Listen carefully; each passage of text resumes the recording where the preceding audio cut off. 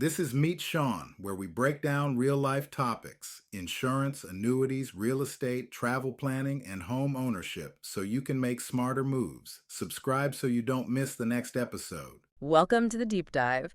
So today, our mission really is to get into this huge transformation happening down in Florida, commercial real estate. Yeah, our sources are showing energy efficiency isn't just, a nice to have anymore. It looks like it's becoming the main driver for profit down there. So the goal for you listening is, can we pull out the key insights? Is betting on these green properties really the smart move financially? Is it foundational? Yeah, and honestly, we can cut right to it. The evidence is, well, it's pretty overwhelming. This isn't some fleeting trend. It's a fundamental shift in how assets are valued. Our research, it pins down a really concrete link. Energy-efficient commercial properties in Florida, they're bringing in returns, on average, get this, 15% higher. 15%? That's staggering. Compared to traditional ones. And it's not just, good for the planet, although that's part of it. It's a new economic reality, driven by efficiency, yes, but also what the market actually demands now. Okay, let's unpack this immediately. Because 15%, that's the kind of premium that really redefines investment strategy, right?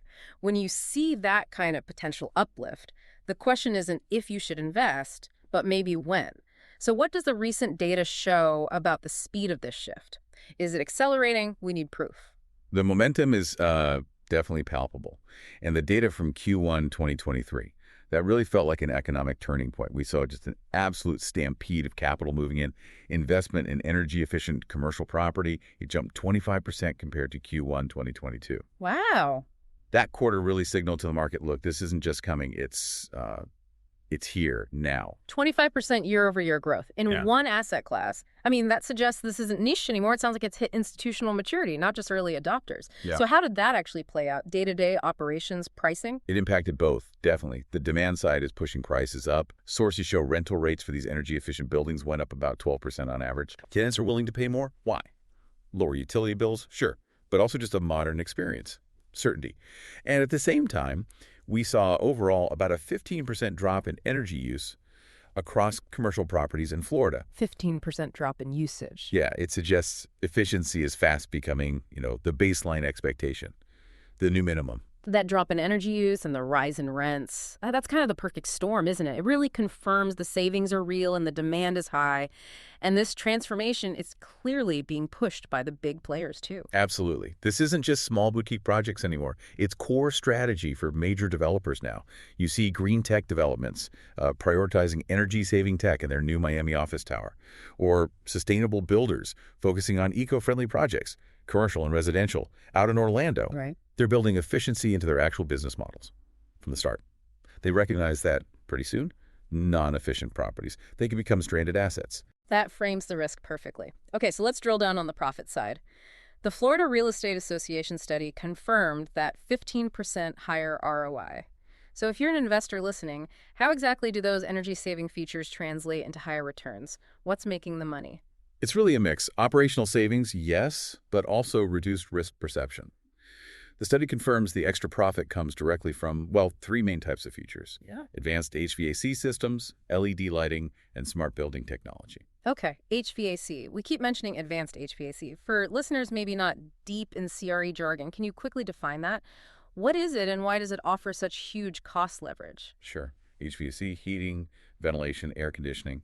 And in Florida, AC is easily the biggest energy hog in any building. Makes sense. So advanced HVAC uses things like smart sensors, maybe variable refrigerant flow, really well-insulated ductwork, all to control cooling precisely. It cuts down waste drastically, these advanced systems. They deliver average cost savings around 20%.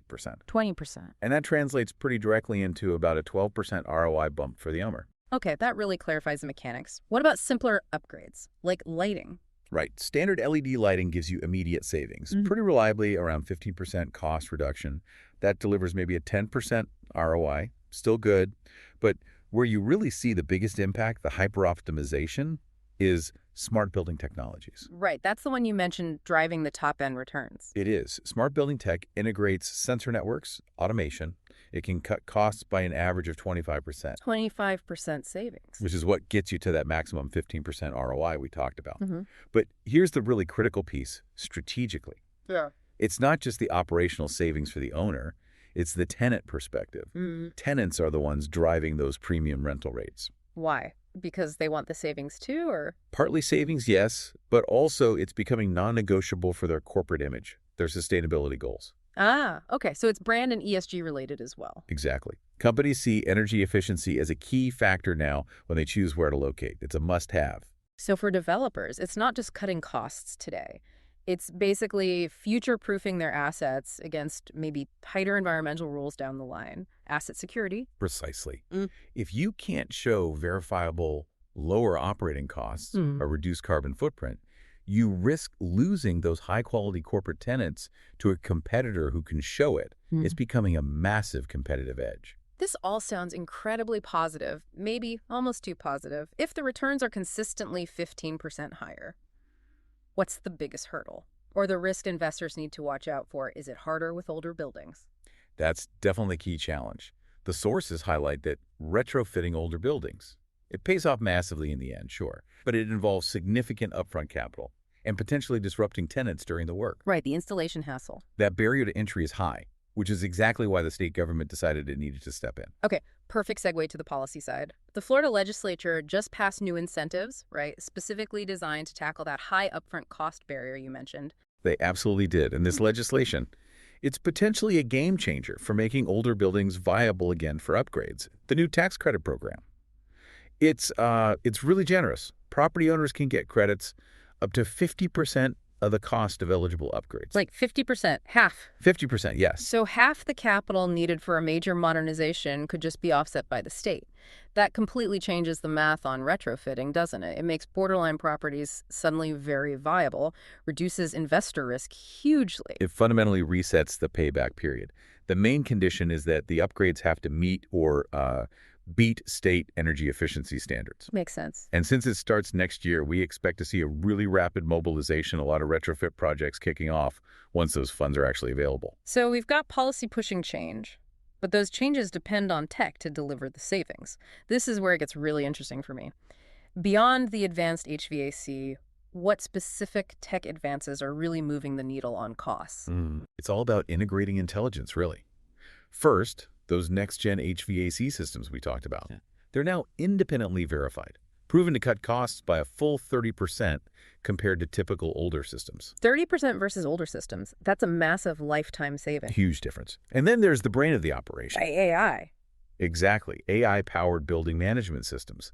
They don't just set a thermostat. They adjust energy use constantly, in real time, based on really granular stuff like occupancy levels in specific rooms or wings, micro weather patterns outside, predicted use based on time of day. Wow, that detailed. Yeah, this hyper-optimization. That's what gets you those peak 25% savings we mentioned. And we also have to mention solar integration. It's becoming much more common. Right. So that doesn't just cut utility bills now. It gives buildings some insulation against future energy price spikes. Volatility protection. Okay, so we have tenants wanting it, the tech delivering it, policy incentivizing it.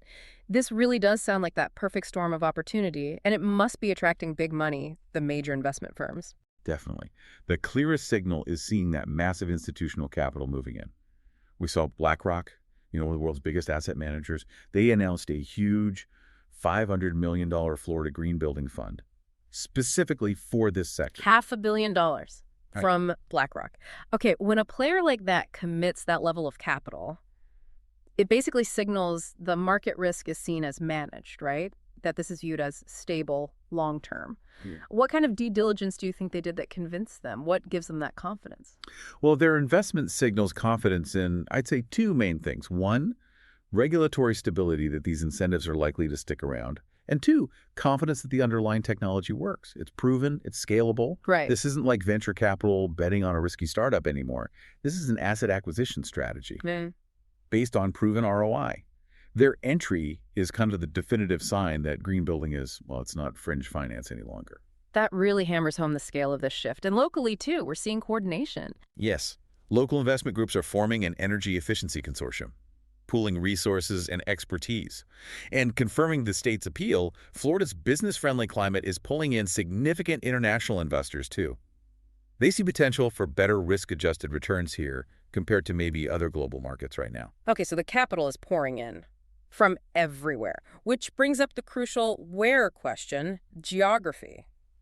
With all this investment, where is the growth most intense? Which regions are leading the charge in green commercial property? It's definitely concentrated in the major metro areas, as you might expect. Miami-Dade County, it's leading the pack. An astonishing 28% growth in energy-efficient properties recently. 28%. Yeah, fueled by major new developments and a real eagerness there to deploy the absolute latest green tech. What about Central Florida, Orlando's tech scene? Orlando's Lake Nona Smart District is a great example. It's expanding fast, showing about 22% growth. Lake Nona is really like a living lab for using advanced tech, AI, IoT. Internet of Things, connecting devices. Exactly. Integrating everyday devices into the smart management system for really comprehensive energy and building management. We're also seeing significant activity over in Tampa Bay and along the Gulf Coast. Strong 18% growth there. That's largely driven by big redevelopment projects, often leveraging those new tax credits we discussed. Okay, so the money's flowing, the incentives are there, but money only moves this fast if the traditional gatekeepers, the banks, are on board. How are financial institutions reacting? Are they facilitating this green rush? They're adapting quickly, primarily because they now see these assets as lower risk.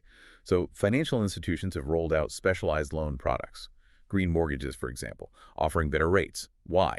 Because the operational certainty, the predictable cash flows in these efficient buildings, it makes defaults less likely. Interesting. Can you give specifics? What kind of preferential rates are we talking about? Sure. We're seeing products out there like a sustainable property loan being offered around 4.0% interest.